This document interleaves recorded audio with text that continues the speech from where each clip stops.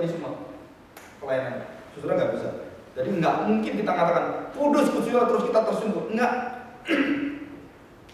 Waktu Tuhan malaikat-malaikat akan kuduslah Tuhan. Saudara-saudara nggak bisa tersungkur. Saudara tambah sombong. Dan Tuhan katakan, coba kita lihat ya, ini yang pasal 22 ayat 14. Nah, saudara, saya harapkan saudara bisa menilai setiap pribadi kita masing-masing. Kita harus hati-hati. Yang tahu diri kita masing-masing, orang lain yang tahu. Berbahagialah mereka yang membasuh jubahnya, mereka yang akan memperoleh hak atas pohon-pohon kehidupan dan masuk melalui pintu-pintu gerbang dalam kota-kota itu. Tetapi anjing-anjing, tukang-tukang sihir, orang-orang sudah, orang-orang pembunuh, penyembah-penyembah berhala, dan setiap orang yang mencintai dusta, yang melakukannya tinggal di mana? Saudara tinggal di mana? Saudara nggak mungkin tinggal di sini. Kalau tidak, saudara tinggal di luar, dalam murka Tuhan.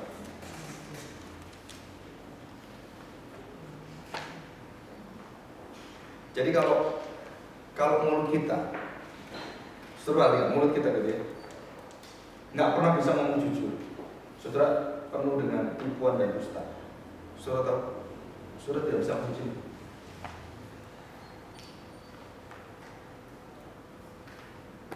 Saya kalau dari kecil anak sudah berani nipu, saudara saya hantam habis-habisan.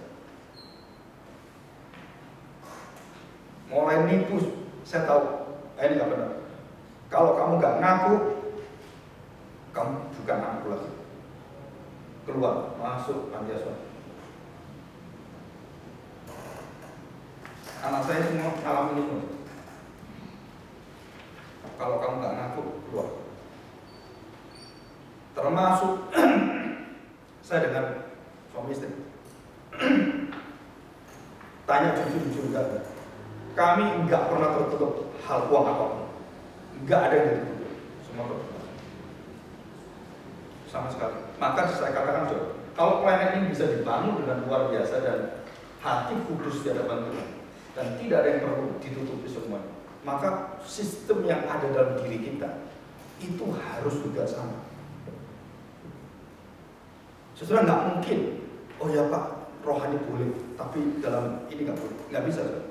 Maka saya percaya, orang-orang, apalagi sekarang Indonesia ada KPK, ya. Saya percaya kita nggak lebih baik daripada masjid-masjid di luar pelayanan kita. Saudara, kalau KPK semua suruh masuk gereja dan suruh periksa semua, celaka semua gereja. Saya tanya, mau jujur nggak? Padahal sebelum KPK ada, kita punya hati ini loh, saudara. Kita punya hati ini, kenapa kita nggak bisa ngerti? Karena kita penuh dengan dusta, kita penuh dengan penipuan, kita penuh dengan ketertutupan. Nah, ini yang membuat kekudusan itu nggak bisa berjalan.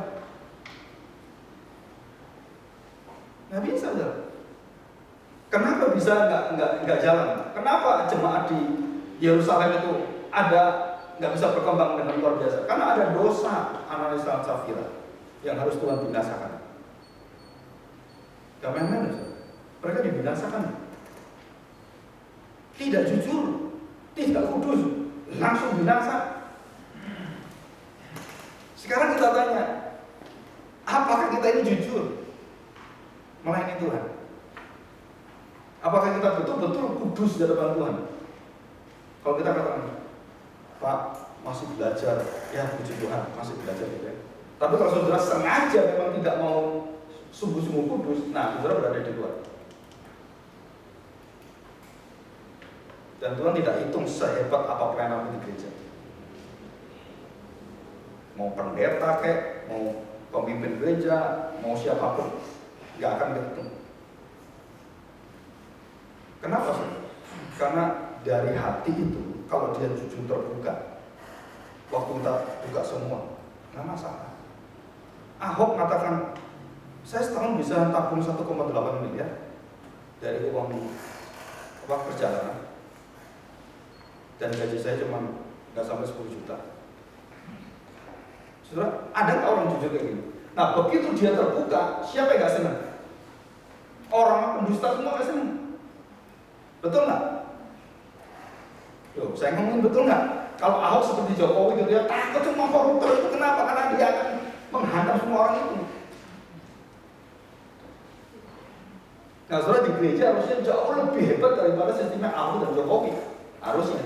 Karena kita gereja yang kudus di hadapan Tuhan. Tetapi sekali lagi, di sini banyak manusia-manusia yang kita harus perbaiki semua. Kita belajar. Tapi saya dengan keluarga saya, dengan anak saya, nggak pernah tertutup. Selalu terbuka, belajar terbuka. Kenapa? Karena kita kudus. Pemerintahan roh kita itu adalah roh di dalam Tuhan. Nah, saudara, ini adalah satu aplikasi. Jadi waktu kita percaya Kristus sebagai pusat pelayanan saya, pusat hidup saya, pusat keluarga saya, pusat segala-galanya, maka saudara harus memiliki kekudusan itu. Apa? Karakter Kristus yang beda dengan dunia. Nah, ini harus hidup dalam diri kita. Kalau tidak, nah saudara akan berperang ini nanti dengan apa? Dengan kekudusan dari Tuhan. Itu dinamakan spiritual warfare. Dan Paulus dia mengatakan di Filipi ataupun di Efesus, dia sebut ada penyulat-penyulat palsu, anjing-anjing, dia sebut semua. Kenapa dia berani seperti itu? Karena bukan orang di luar gereja, orang di gereja itu semua. Kamu hanya bekerja karena apa? Karena kamu disunat. Kamu bekerja karena kamu ada yang suka dengan kamu. Nah, ini semua harus dihapus ini. Masuk ke sini nggak boleh ada itu. Nah, saudara, jadi bersama-sama Agustus mengatakan di gereja ada dua macam. Satu gereja yang dilihat oleh manusia, yaitu namanya visible church, dan satu gereja yang memiliki hati Tuhan ini, invisible. Nah, orang-orang yang visible, saudara, yang melihat apa yang dilihat oleh manusia biasanya berkumpul dengan orang-orang visible. Tapi orang-orang invisible yang melihat apa yang dilihat Tuhan akan berkumpul dengan orang yang melihat apa yang dilihat Tuhan. Karena dunia tidak bisa sama. Karena terang dan gelap tidak pernah bersatu. Jadi pola berpikirnya nggak bisa bersatu. Kenapa? Karena yang satu di dalam ikatan dunia, yang satu dalam ikatan kebenaran, nggak bisa bersatu. Nah, itu membuat di dalam keluarga konflik yang luar biasa, di dalam pelayanan, di dalam gereja, di dalam yayasan. Itu konflik kenapa? Karena tidak bersatunya kekuatan ini. Kalau itu bersatu, nggak bisa. Orang-orang roh jasam itu bisa terima banyak. Kenapa? Karena sudah memiliki hati Tuhan. Nah, ini yang kita doakan ini. Nah, terutama siapa ya? Diri kita sendiri. Kita mau terbuka enggak? Sampai hari ini ada nggak tertutup dengan istri saya? Saya tanya. Ada orang datang ke saya, Pak, ikut mau, ikut. Terus diajak makan sangsek babi yang di Gunung Pujon. Kenapa? Pak, tolong ya, nanti kalau pulang jangan istri saya. Loh, kenapa? Saya makan babi banyak. Nah, saya tanya, ini ketua majelis. Terus saya tanya, kamu kenapa nggak boleh ngomong saya? Karena dia tuh ngawasi hidup saya, Pak.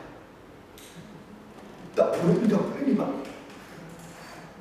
Jadi hari ini saya alasan dengan Pak Agung supaya dia tahu kalau saya nggak macam-macam, Pak.